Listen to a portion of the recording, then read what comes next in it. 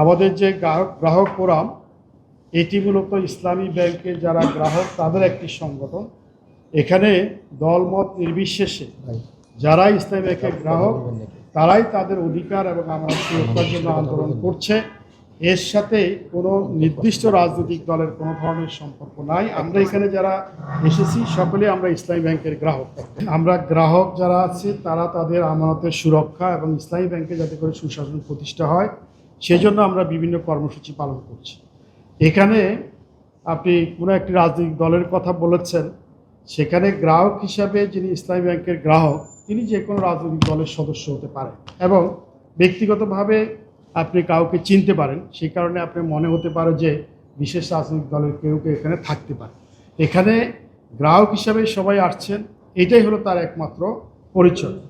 এবং গ্রাহকরা বিভিন্ন দল করতে পারে, যার যার পছন্দের মতো দল করতে পারে। এখানে কোনো রাজনৈতিক কোনো ইস্যু নয়, শুধুমাত্র আমরা ব্যাংকের সুশাসন প্রতিষ্ঠা, স্থিতিশীলতা এবং আমাদের আমানত যাতে করে রক্ষা হয় সেই জন্য আমরা এখানে আন্দোলন করছি।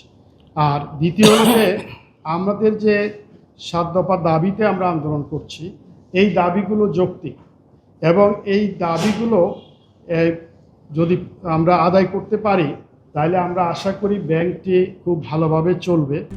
RICL TMX, যুগের পর যুগ স্থাপনা থাকে মজবুত। 2017 সালের আগে এই ব্যাংকটি অর্থাৎ দখল হওয়ার আগে যেইভাবে ব্যাংকটি সুষ্ঠুভাবে পরিচালিত হচ্ছিল সেইভাবে পরিচালিত হবে।